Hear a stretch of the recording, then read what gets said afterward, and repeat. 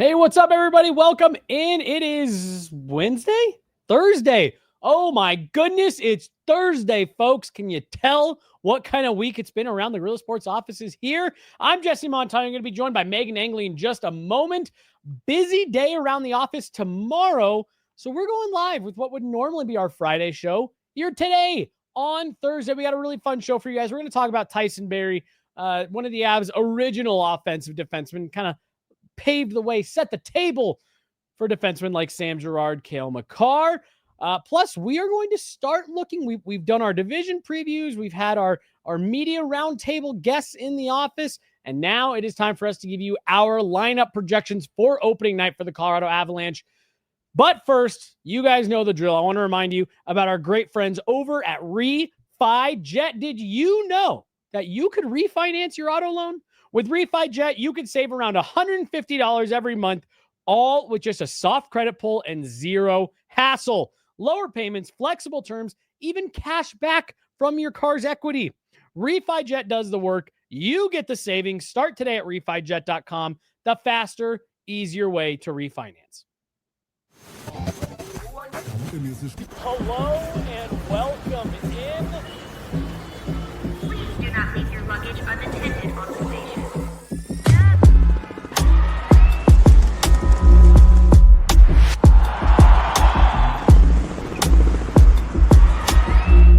Welcome to the show.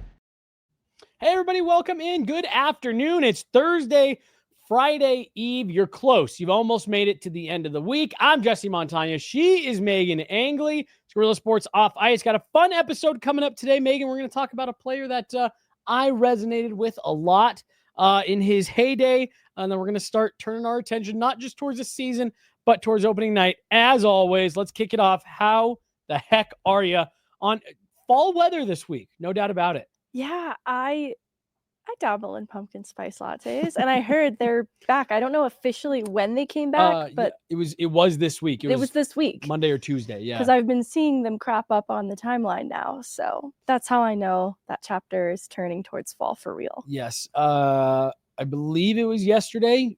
Chloe and Selena both came in with pumpkin spice, different versions, but pumpkin spice something from Starbucks. You know, if the government wanted to attack women, it could be through pumpkin spice lattes. I think every fall, every woman has one.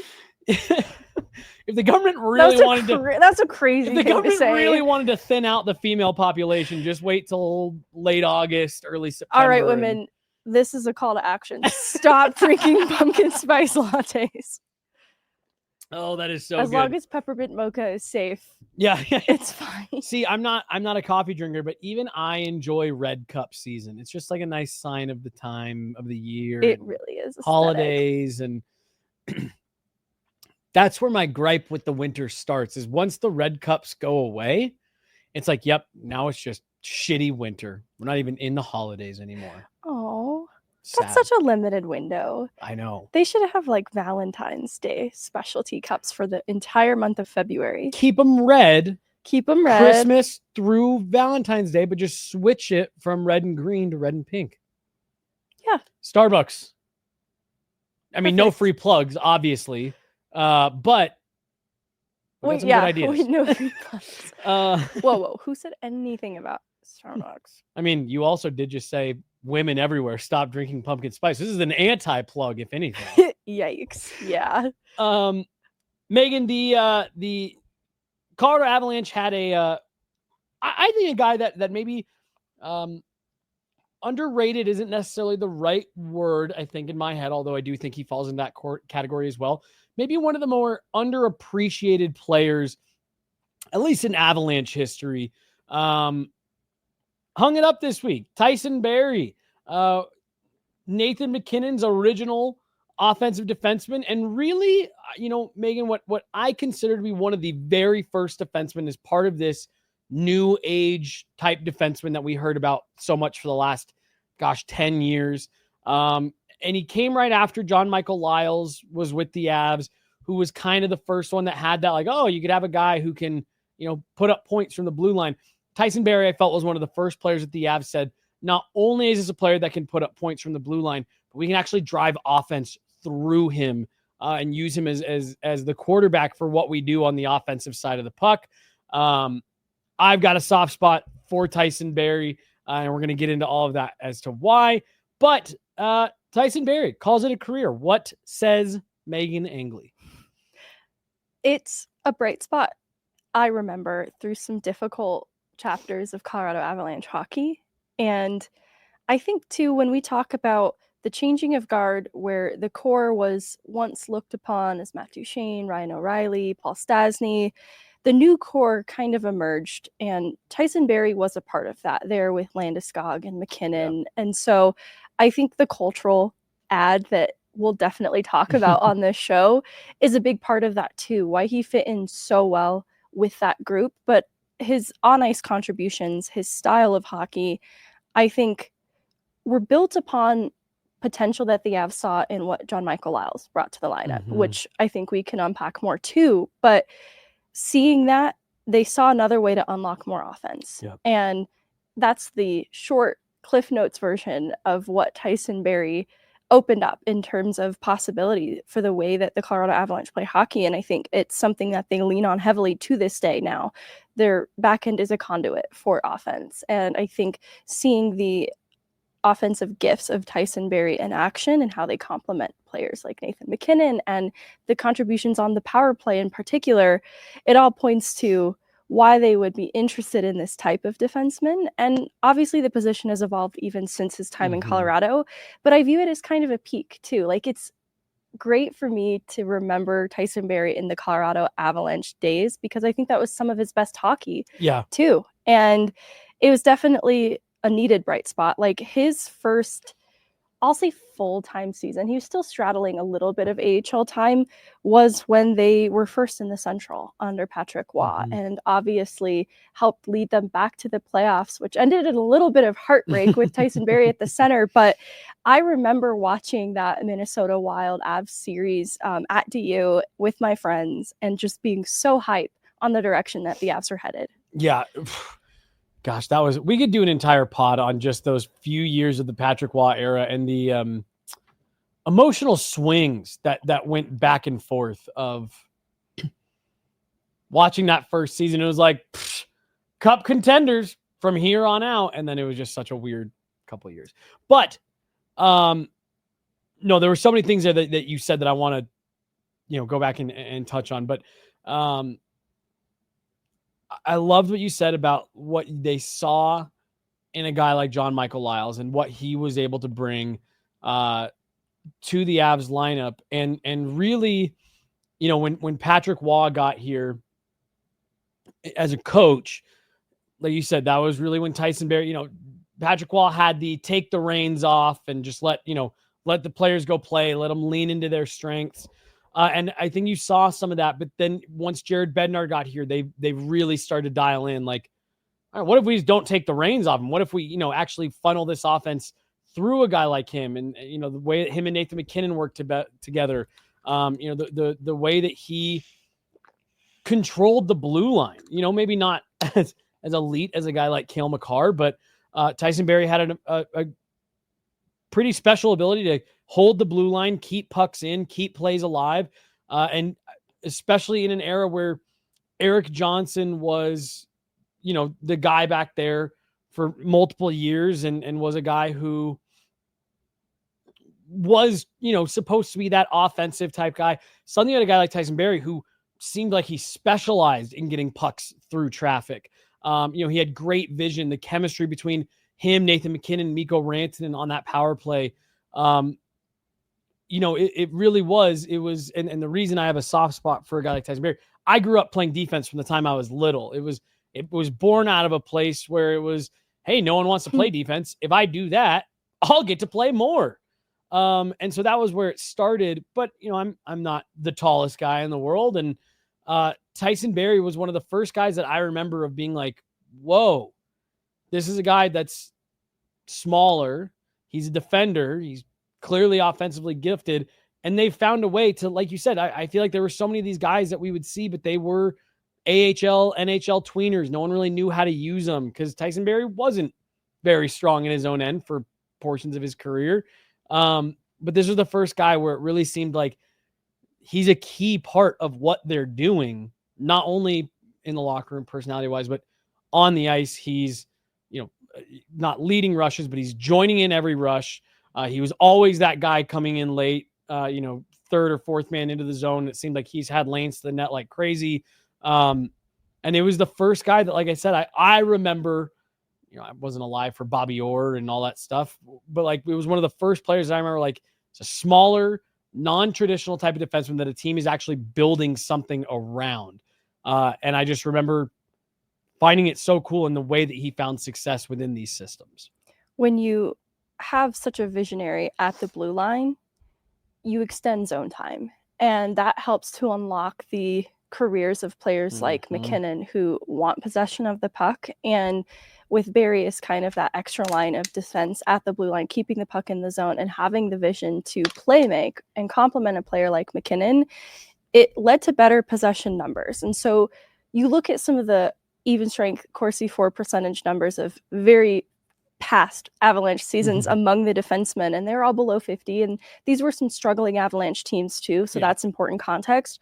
But Barrie, especially fresh on the scene, was above 50. And I think that added zone possession just led to better overall possession numbers for the Avs in the direction that they headed to today. The team that we know as one of the strongest puck possession teams. And you can look past then some mistakes defensively when you just hold on to the puck more than the other team. And I say that carefully because obviously Tyson Barrie had a very long career in the NHL. And so that's something I don't want to diminish either. But there are shortcomings, in his game, and the defensive lapses definitely add up over time.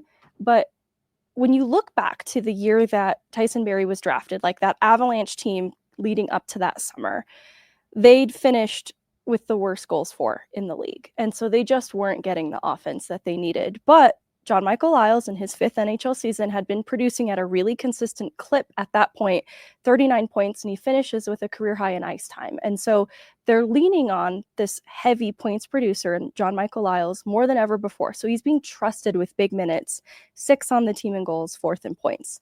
And that's just among all skaters. And so I think they saw the potential of, what if we could get more offense starting from the back end out? Look at what John-Michael Liles is doing. So they go into that draft, they get Stephen Elliott, then they get John-Michael Liles. Brought him up. And so I think the interesting thing too is you've got 2 righties. And you're looking at this lefty and Liles, like maybe there's this future too of maybe these are players that can complement Liles down the road. Obviously, it took Barrie a few more seasons before he actually cracked the NHL, but he went on back to the Kelowna Rockets, and he wore a letter in his final season, a new career high in points, and was above a point per game in production in those playoffs. And so he demonstrated that he could sort of add offensively a lot of what John-Michael Liles had been doing consistently. And I think I point that out because I imagine if I'm putting myself in the shoes of the Avs front office at that time, this was something they very keenly wanted because they saw the potential in what Liles was bringing consistently, season by season. And when Barrie finally assumed a more full-time role in the NHL, that's exactly what he did. And it's important, I think, to note then in the direction that the Avs moved as becoming a stronger puck possession team and unlocking a lot of their offense from the blue line out. I kind of, I trace it back to Liles a little bit, but Barrie certainly in complementing then some of the high-end draft talent that they got in players like McKinnon once upon a time. Well, so I'm first, I'm glad you mentioned Stephen Elliott because if you remember, he scored a goal in his first game with the Avs. Him and Barrie both got their NHL debuts in the 11-12 season. Stephen Elliott scored with a great shot from the blue line through traffic. Tyson Barrie, I have it right, 10 games, no goals, no points. And I remember thinking like, that Barrie dude sucks. Stephen Elliott's clearly going to be the much better player here. I loved Stephen Elliott, because he played almost half the season that first in his rookie year, put up a few points, looked good. Barrie got sent back down to Lake Erie, and I was like, oh, all right, well, at least one of these kids hit. And I mean, they ended up having completely opposite careers beyond that.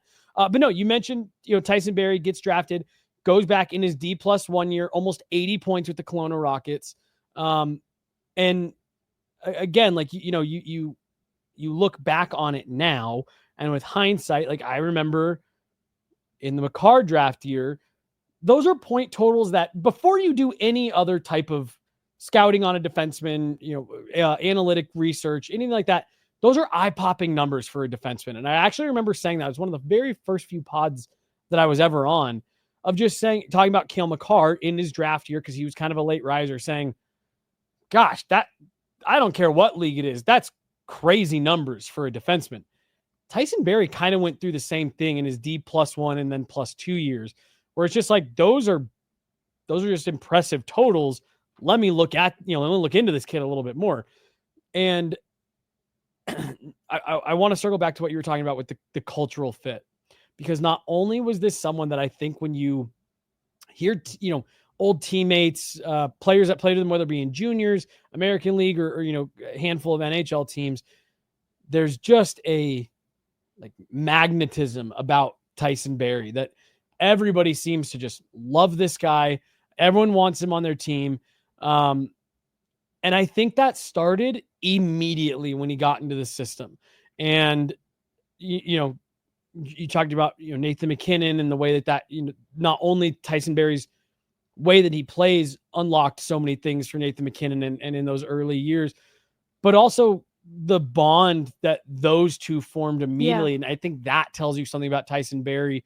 Not that, Nathan MacKinnon's a hard guy to get along with, but, fierce competitor, especially, at the time, young, still learning his way. And this is a guy that he latched onto immediately, and they were kind of able to, come up through the system together. I think the Avs still have a good leadership core in that room. But I remember, and I want your thoughts on, and Tyson Barrie tells a story about when Cale Makar scored that first goal. He said, we were so excited, but I remember thinking after the game, like, that's probably it for me here. Even though it was Gabe Landeskog, Nathan MacKinnon, Mikko Rantanen, now you have Cale Makar, you have this really exciting core that's starting to grow together.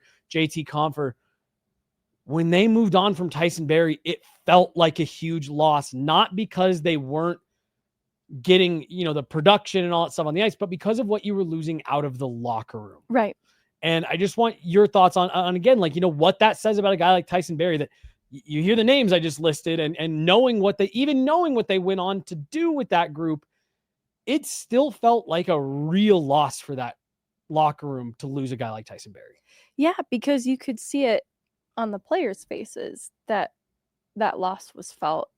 They loved him as a teammate, as a friend, and obviously in hindsight we know it worked out for the best for the Avs side of it, but it reminds me on a smaller scale of kind of the shock and the gut punch of losing Mikko Rantanen. Mm-hmm. And I think it's a testament to, in maybe lesser time, but still pretty good amount of seasons spent with the Avs, losing such a lifelong friend, mm-hmm. obviously, still friends with Nathan MacKinnon to this day for a reason, and went on to do this. Every team, the posts on the heels of Tyson Barrie's retirement have come from all of his former teammates on all of the different stops along the way.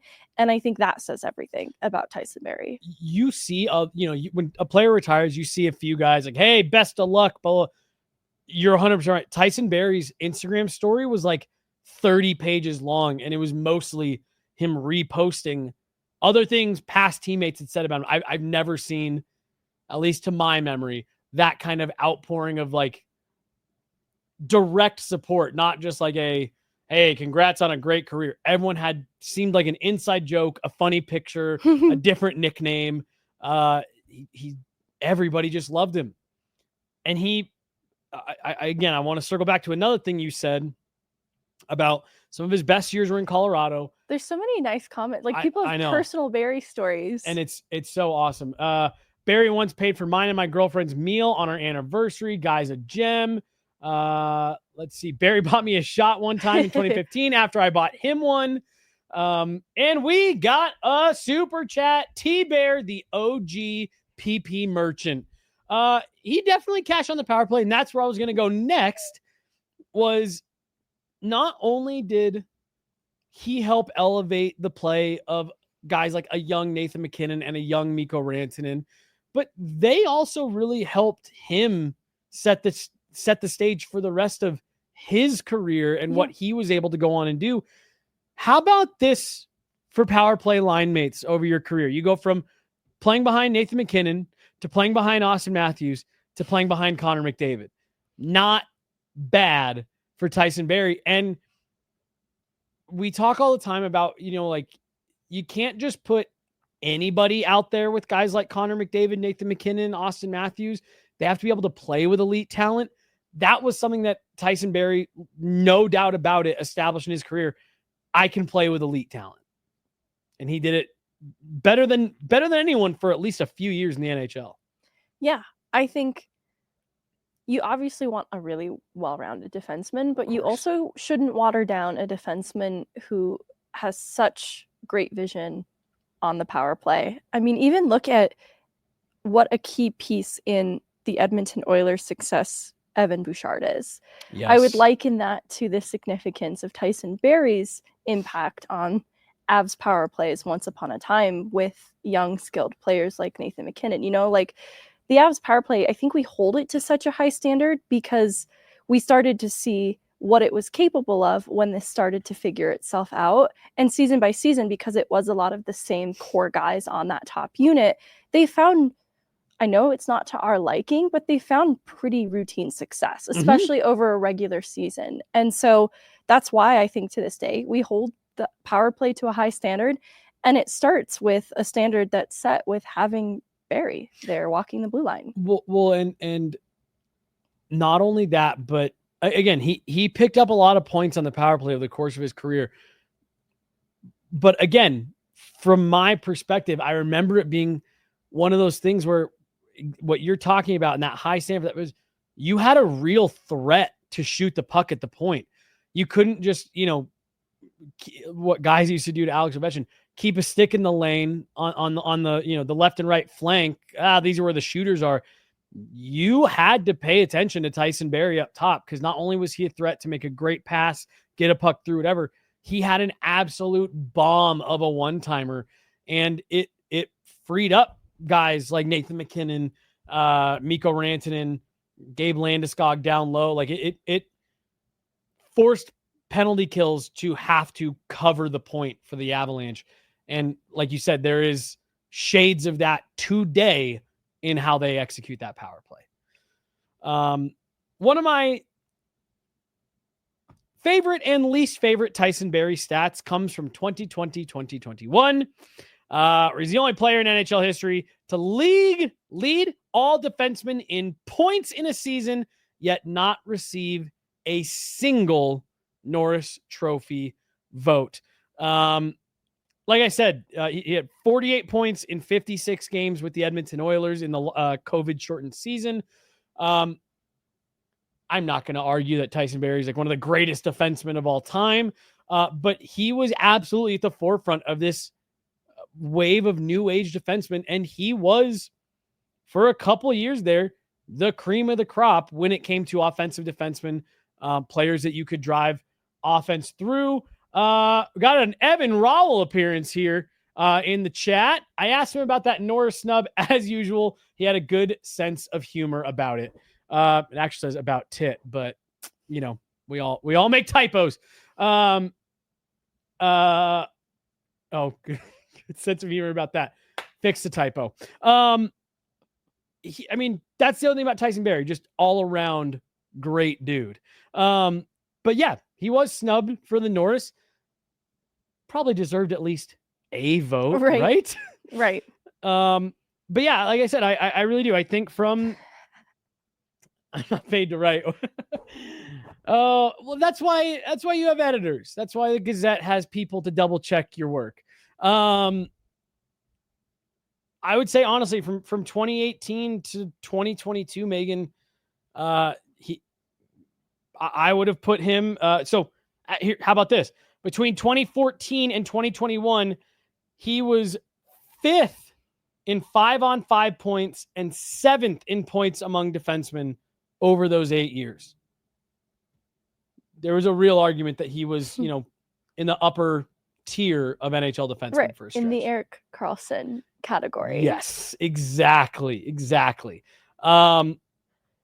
was also the only player in the cap era to play 85 games in a season. Just a lot of fun Tyson Barrie tidbits along the way. And, as Evan pointed out there in the chat, just a pleasure to be around all the time too. And that just kind of underscores who he was as a player. I think the balance he struck of being a very hard worker and in doing so, winning over the likes of Nathan MacKinnon while not taking himself too seriously is what made him so likable and so authentic to other people. I think authenticity too is what helped him to connect with everyone so immediately. Is he just seems like he's so authentically himself 24/7. And I think back to that intermission interview during the alumni game too, how he just had no filter. And I really appreciate that about him. And I imagine that is why he was so beloved by everybody that he seemed to cross paths with. Yeah. And he was kind of the ultimate, you live with the mistakes because what he provides on the other end of the rink, was so valuable at the time to a team that, like you had pointed out, was looking for offense. And they were looking for a way to bolster the way that they, could put up points. I don't think he shied away from the fact that he made mistakes either. There are some players who would maybe be overly defensive, like, but what about the points? And I think he was very honest with himself about, appreciating the offensive gifts that he has while recognizing the mistakes being made too and wanting better. He always seemed to me like he really understood who he was not only as a player, perfect, but as a person too, to your point with the authenticity stuff. Tyson Barrie never once tried to claim I'm a shutdown type defenseman. I'm, put me out there in the last minute. I'm going to make sure that we don't give one up. Like, to your point, he knew where his limitations were. And yeah, he didn't shy away from that. Was also on the receiving end of some heavy collisions over the course of his career. But again, shocker, always had a good sense of humor about it. I remember the Dustin Byfuglien one in general, or in particular.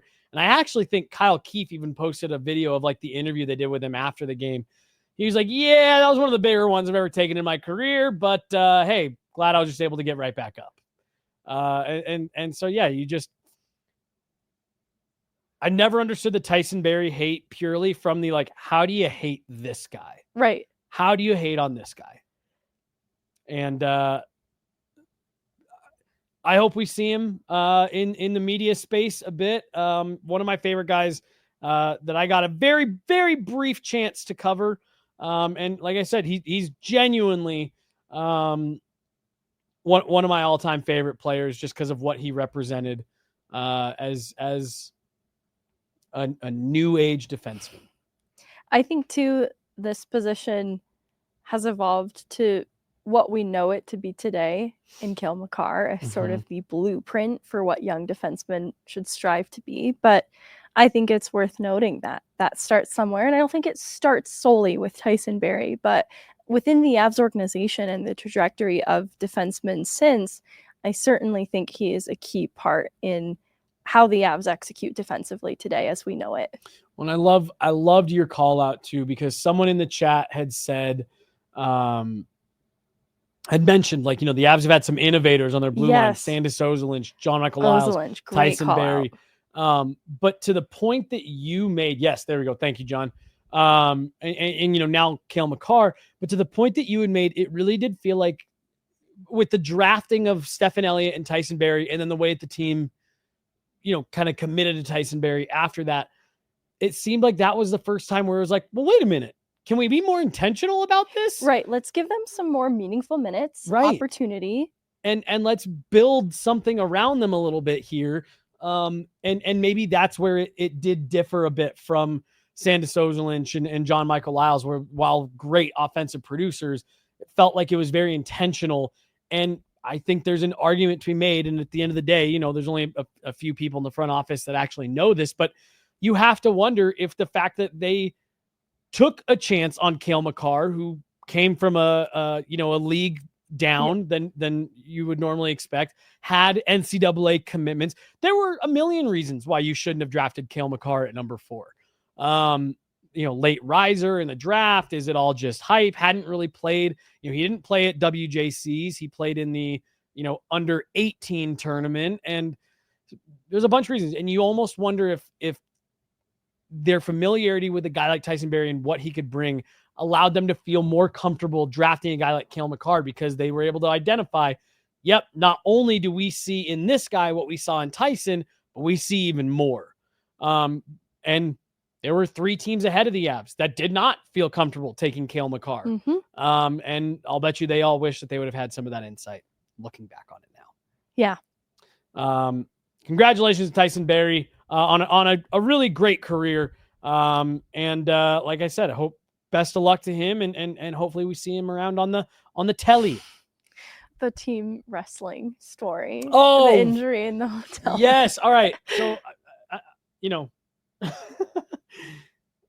I believe the story goes, and they've kept it pretty under wraps since. I believe it was him and Nate were wrestling, right? I thought it was him and Nate too. And they were wrestling around before World Championships in the summer and got a little bit too rowdy. And Tyson Barrie ended up having to leave the tournament with an injury because he got hurt wrestling in the locker room. And I just, that sums it up. In the locker room? Oh, I'm sorry. In the hotel room. I thought, and honestly, it's funny either way, but it's funnier in the hotel room into the glass coffee table. Yeah. Hello? Oh, man. And again, like I said, that just kind of sums him up perfectly. Congratulations, Tyson Barrie. Hey, we have a little bit of breaking news for the Avs. This is technically breaking news. Victor Olofsson will wear number 95 for the Colorado Avalanche. All right. There you go. Olofsson, number 95, last one to wear it, Andre Burakovsky. I was just about to say the parallels we've drawn to Olofsson and Burakovsky already. This is really fun. There we go. Does that say live, laugh, love, Tyson Barrie? I think that sums it up perfectly. Honestly, that's what I should have made the thumbnail. Live, laugh, love, Barrie. Barrie. I think I've told you my wife loves Tyson Barrie. I didn't know that. You didn't know that? No. She loves Tyson Barrie.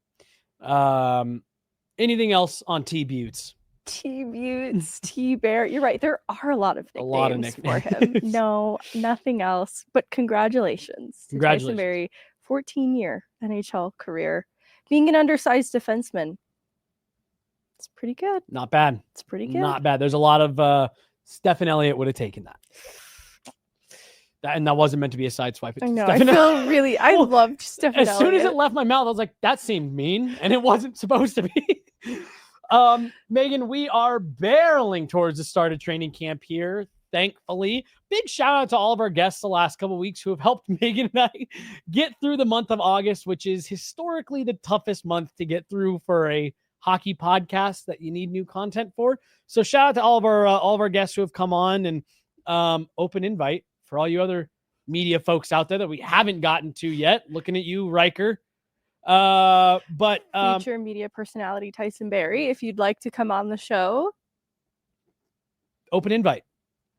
We'll bring the third chair, but you can have my chair. We'll hide upstairs. The glass coffee table. Yes, yeah. Tyson Barrie, we can guarantee a glass coffee table free environment for you to come on the pod.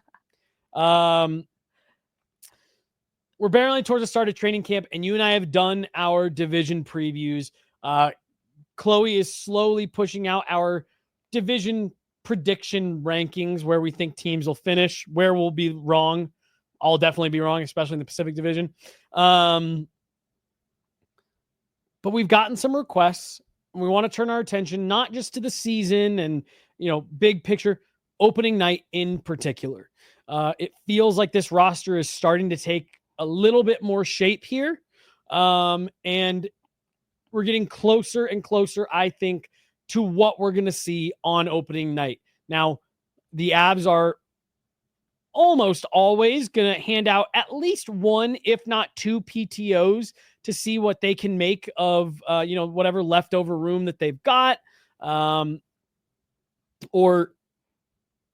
see if there's an extra hole that they can plug with a guy who's still sitting around, come September. So not necessarily is not to say that they aren't going to make any more moves. And in fact, that you are predicting a little bit that what they might do with one of those PTOs. But we just wanted to get into what our predictions were for opening night lineups. Do you want to start with yours or start with mine? Mine's a little crazy. All right, let's start with yours. Let's start with mine. So here it is. Here is my projected opening night lineup. Shout out to Puckpedia for helping us with these beautiful looking lineups here that we were able to go in and screenshot.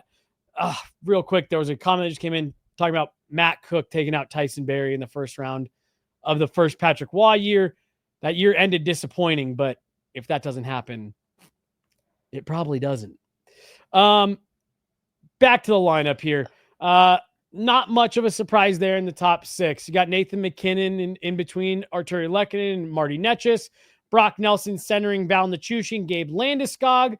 And for me, Megan, and I believe you had the same, I do think Jack Drury gets first right of refusal for that 3C look to start the season if they don't bring someone in, to fill that role definitively. And I think he'll be flanked by Victor Olofsson. And I do think they like Ross Colton there on the wall. So that leaves a hole on your fourth line at the center spot. And I do think Zakir or Zakar? I know it is Zakar, but don't quote me on that. Okay, see, I've been also saying Zakar. Zakar Bardakov in the middle, coming over from the KHL, flanked by Parker Kelly and Yoel Kiviranta on the back end. Pretty cut and paste from last year. Devon Taves, Cale Makar, Sam Girard, Josh Manson. And then I've got Sam Alinsky playing on the off wall alongside Brent Burns. Obviously, Mackenzie Blackwood, Scott Wedgwood, and then I do have Keaton Middleton as my extra with LOC on the shelf to get things started as he comes back from that hip injury. Your thoughts on this, Megan? I feel like this is the safe prediction. Yeah. And that's usually not what they end up going with. There's usually at least one curveball thrown in there. But this is kind of my thinking on, hey, quiet summer. Maybe they'll just kind of keep the noise to a minimum and go with the lowest hanging fruit roster. I think it's safe, but I don't think safe is necessarily bad because some of it too is just practical. Mm-hmm. And I ran into that issue when I was making mine that I don't know that some of what I'm projecting is really in my gut what I believe to be most realistic. Mm-hmm. But life is short and we should have fun also. That's so true. But I like this still. I think you're having some fun, right? I think we're both in agreement that Jack Drury deserves that first chance at the 3C spot. I think he's earned that. I think too, in a little bit of the opportunity at 3C, just following the trade from Carolina, they had him there and it was fine enough that I'd be curious to see more as well. So I love it. This is the time of year to run with this type of lineup and explore some of these options. So I feel similarly about Bardakov then. Yeah. I'm really nervous. It's more so just that transition is so hard to predict. It's a much bigger gap than folks give it credit for. And then especially with the responsibility of playing down the middle. And so that is too a part of the lineup that by year's end last year, I think the Avs discovered how important it was to have strength down the middle and responsible, trusted players with a strong two-way game.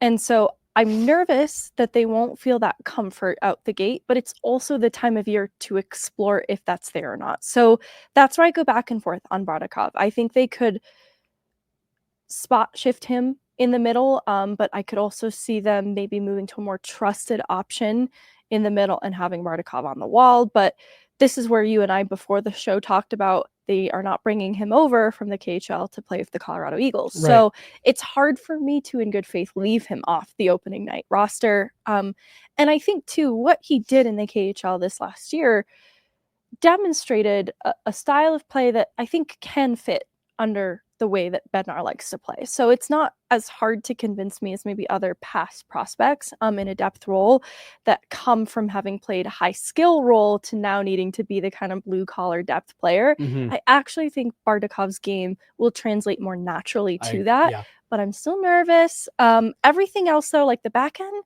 is a question mark in a fun way, because I guess we could show my lineup too to kind of see where this differs. Yeah, so let's jump over to yours. Top 9 looks the same. I think that's something that you and I both feel pretty confident on, that top 9, and that's what we've talked a lot about, right? You want to get that top 9 solidified, and then whatever you're messing with on the bottom, you can. Top 9 looks the same. Megan actually has Parker Kelly in the middle there, which I think is something to keep in mind with what you were also talking about just a second ago with, if they would feel more comfortable with Bardakov moving to the wall, that's probably who they'd swap him with. Yes. Either way. Megan has Matt Steinberg, and we're going to get into why you went this way. Matt Steinberg actually making the roster out of camp, playing on that fourth line alongside Parker Kelly and Yoel Kiviranta. And then on that back end, Devon Taves, Cale Makar. And I love this one, Megan. Sam Girard with Brent Burns on that second pair. Sam Malinsky still playing on the off wall, but this time with Josh Manson. And then here is the part where we said there's one move that Megan is predicting a little bit, as much as you want to call this a prediction. John Merrill still sitting out there. This is someone that when we were talking before, Megan identified like that could be the PTO guy, left-handed D, and maybe coming in as your extra in place of Keaton Middleton. Logan O'Connor still on the shelf. And of course, Mackenzie Blackwood, Scott Wedgwood in net. I think with that PTO one, I'm dreaming on it a little bit. This is probably a player that will have a few offers from other teams. I also am curious if there's a behind the scenes reason why he hasn't signed. Maybe there's some injury or something that we're not aware of. Because otherwise, this is a player that a lot of teams should want as a depth defenseman, potentially even in a more full-time role too. Like the Avs just kind of have the luxury of a pretty solid decor, though it's obviously heavy-handed on the right side. That's still a concern of mine. So this feels like, in going back to experimenting, this might be the time of year that they experiment with Malinsky on his offside and see how they feel about it. So I have Brent Burns on that second pair with Girard, in part because of what Brent Burns reportedly expressed to Carolina and wanting to still have big minutes, big role. And I think in coming to Colorado, there's still an expectation that, though maybe not a top pair role like he had been playing with Slavin, he'll still have big minutes. And so it's hard for me to justify putting Brent Burns on the third pair. Now, there is a world, though, where that second and third pair, especially if it is some combination of those four guys, is deployed pretty evenly, that with maybe some second power play unit time for Brent Burns, PK time, he's still getting significant minutes on a nightly basis to satisfy his wants. And maybe that second, third pair are deployed more evenly, that it kind of blurs what is the second and third pair at that point. Because I said this to Corey Massasak on the show when he originally pitched Girard and Brent Burns. Because I'm intrigued. It sounds fun. I'm just so unsure if I will like Manson and Malinsky. I think that there's an element of Manson's game that could really complement Malinsky's as well. But there is something just at first glance, without seeing it in action, that feels a little mismatched to me. But again, I want to see it in action before I really have any opinion about it. I could end up loving it. So if some of that meanness in Manson's game rubs off on Malinsky, this could be a beautiful pairing. Well, and I look at it as kind of like does this give Sam Malinsky the safety net and security to tap back into a little bit more of that offensive game that we saw in the back half of last year and really on display in his rookie year? Does it give you an extra lane up the ice, knowing that you're playing alongside a guy like Josh Manson, who, as you pointed out earlier this summer, has some nice offensive chops himself? I totally see the makings of a pairing that could surprise and really like it. Manson strikes me as a really affirming teammate too, who would encourage Malinsky to be confident. And I could see that being a really good result of that pairing as well. Yeah. And then a lot. Yeehaw, YOLO pairing. No, I love it. And the other thing I wanted to point out too is this isn't to demerit Keaton Middleton. I just think this is going to be a time of year waiver wire is going to be looked at very closely. And so you have to be careful about which players you are passing through. And I just feel Keaton Middleton probably could survive passing through waivers as needed, maybe compared to some of these other players that I think they should try to hold on to and see what they have in them first. So it's not to say there isn't a place for Keaton Middleton later in the season to be the extra guy if things don't work out. But that's why I YOLO'd it with John Merrill as the PTO option. It just points to them needing maybe a more trusted NHL player and a left-handed option there on the back end. Let's get those 43-degree bags up to Loveland. Actually, though, I've been finding these TikToks where like these girlfriends are talking about their boyfriends going off for their seasons and how their gear stinks, and I want to comment on them, but I don't want to seem like I have a motive with 43 degrees. Like, I genuinely think they could benefit from this product. I almost want to make a burner account so that I can comment on these TikToks.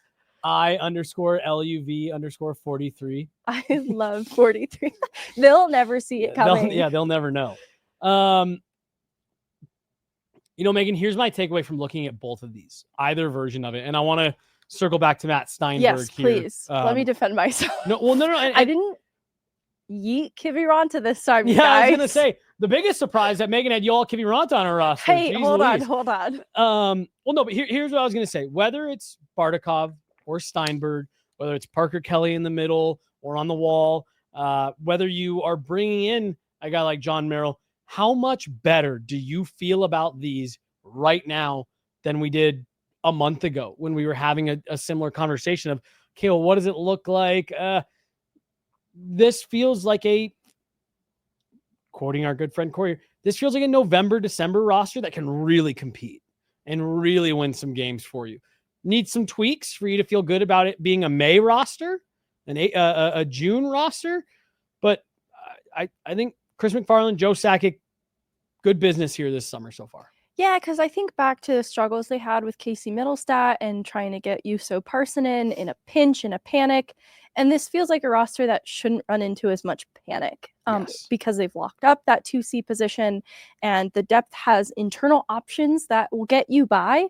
And that's why I gave a little bit of a nod to Matt Steinberg. Yeah. I'm nervous around what Bardakov will be out the gate at the NHL level. But going back to what we talked about with your roster, they didn't bring him over here to play for the Eagles. So I'm very carefully having Steinberg get a chance out the gate. And that's because he already has a little bit of his game, one, just adjusted to the Eagles' AV system to include their penalty kill. And so in a pinch, that is a player that can get shifts on a PK and probably jump into it a bit more readily. And then his game, in comparison to some of the other players that we've mentioned as already internal options like Ivan, Prishepov, Jason Polin even, it separates because of how mean and nasty he plays and how much I think Jared Bednar loves it. And he obviously got the suspension, served it, so he needs to toe that line very carefully. But I imagine that's a player that Bednar would want to circle back to see his fit and experiment a little bit with it. So really, I have Steinberg in there because I liked what I saw of him. He missed some time in the Eagles playoff run, and I think they were managing his minutes as well, even when he did return. But there was a significant difference in the Eagles lineup when he wasn't in it.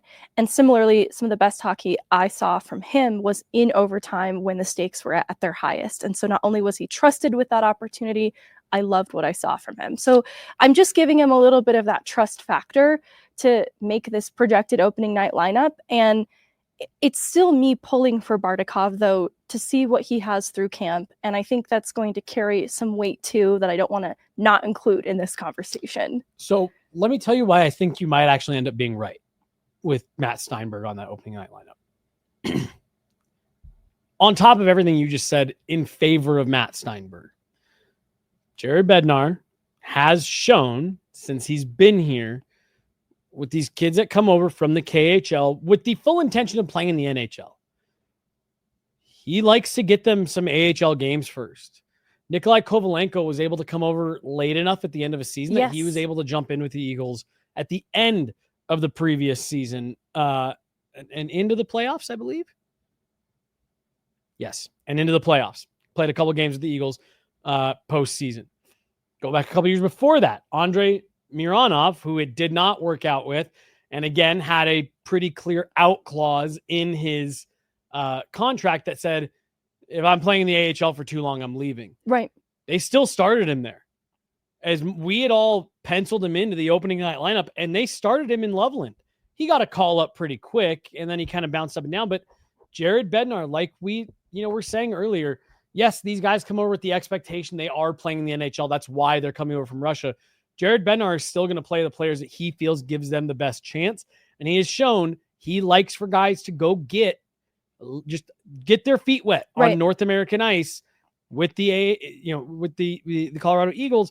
So I actually totally see a world where it is Matt Steinberg on opening night, maybe not even by, Halloween is he still here and, Bardakov is with the Eagles. But I think because of that, I look at the players and say, okay, well, who's the most Jared Bednar type guy? Who's going to give you that fourth line, attitude, that fill that type of role? I think Matt Steinberg's a great call. And I think had it not been for that 2-game suspension, we probably would have seen him again last year, and he had the injury and all that stuff as well. But I think this is a guy that Jared Bednar liked. I think he, like you said, he's a little mean, plays with some jam. I think there's absolutely a world where opening night, it's Matt Steinberg, and maybe 2-3 weeks later, it's Zakhar Bardakov. But I think that's a good prediction. And I just want to point out, he is listed as a center wing. Mm-hmm. He is at the pro level a winger. Yeah. So I've seen some people maybe say maybe he's the 4C solution. I would sooner predict Parker Kelly, and it's because Parker Kelly moonlighted as a 3C for pretty good chunks last year, and he held up. And so that's why I think if you need to have Parker Kelly down the middle opening night, he can handle it. Especially in a fourth line role. Exactly. Perhaps more responsibly than trying to throw Steinberg back in the middle, or even Bardakov like fresh from the KHL. Yeah. I think you'll run into some more trouble, though. Those are good reps for a player to learn where he's at the NHL level too. The trust factor, Parker Kelly. Absolutely. If you're on the audio only pod, just to run through it one more time, for my roster on opening night in LA, I am predicting Arturi Lehkonen skating with Nathan MacKinnon and Marty Netchis, Gabe Landeskog, Brock Nelson, Val Nichushkin, Victor Olofsson, wearing number 95 for the Colorado Avalanche, Jack Drury and Ross Colton on the wall, Parker Kelly, Zakhar Bardakov in the middle, and then Yoel Kiviranta. On D, I've got Devon Taves, Cale Makar, Sam Girard, Josh Manson, and then Sam Alinsky with Brent Burns. Keaton Middleton is my extra. Logan O'Connor riding that IR. Mackenzie Blackwood, Scott Wedgwood in net. And for Megan, for our auditory listeners, Arturi Lehkonen, Nathan MacKinnon, Marty Netchis, Gabe Landeskog with Brock Nelson and Val Nichushkin, Victor Olofsson with Jack Drury and Ross Colton. Top 9 stays the same, Megan. A little bit of variance here as we head down the lineup a bit. Matt Steinberg making that opening night roster with Parker Kelly and Yoel Kiviranta. Then on the back end, Taves paired with Makar, Sam Girard and Brent Burns on that second pair. Sam Alinsky playing on the off wall with Josh Manson. Logan O'Connor, of course, injured. And then Megan is predicting that there's a chance we see a John Merrill PTO. He could end up being that extra defenseman come opening night as another lefty. Megan, we might have done something special here. I'm kind of out of stuff and we're under an hour. Whoa! Do you have like 20 minutes worth of stuff for us to talk about just so that this feels normal, or should we just not? Let's not look a gift horse in the mouth. Let's, because look, I could find something to talk about, but we don't need to do that. We don't need to do that. We'll end it on this. It's this comment that just came in. Amazing what a difference a year makes, especially with the depth. You have Gabe Landeskog back. That is a part of the Mikko Rantanen conversation that's been left out quite a bit is, hey, here's suddenly a $7 million player that is back in your lineup. You've got Gabe Landeskog back. I think you feel pretty good about your top 6. You got a guy like Marty Netchis in a contract year. You've got a guy like Brock Nelson. It allowed the Avs to focus on their depth. And I think while not complete, I think you're heading into this season a lot more comfortable than you were this time a year ago. These are small problems. Yeah. Yeah. These are, I don't even want to call them problems. Every NHL team has to kind of navigate some challenges at the start of the year in particular. These are really easy to overcome problems. Yep. And as that comment points out, we are 40 days away from the start of the season, and we are weeks away from the open of training camp. I actually believe, Megan, if my math is correct here, we are 2 weeks exactly, 14 days from our first day back at the rink for official team activities. I'm really looking forward to it. Guys are going to start getting into town here probably after this weekend. You're going to see most everybody start to show back up, joining in those captain skates that are already going on down at Family Sports. That's going to do it for today. Big congratulations to Tyson Barrie on the retirement. And again, looking at these rosters, getting more and more excited for the start of the year. She's Meghan Angley. I'm Jesse Montano. We got John behind the glass today, making sure all of this hits your ear holes and makes it onto your screens. Thank you guys so much. We'll be back at it on not Monday, Tuesday, because of the holiday. We're trying our hardest to limit what's going on in the studio on Monday. So we'll be back at it on Tuesday. I'm sure we'll have plenty of great content coming your guys' way. Keep your guys' eyes tuned into what we're doing here at Guerrilla Sports. Some fun announcements coming tomorrow as the Colorado Buffaloes, Megan, kick off their season. Some fun stuff in the works here. She's Megan. I'm Jesse. John behind the glass. Thanks so much, everybody. Have a great weekend. We'll talk to you next week. Bye. See ya.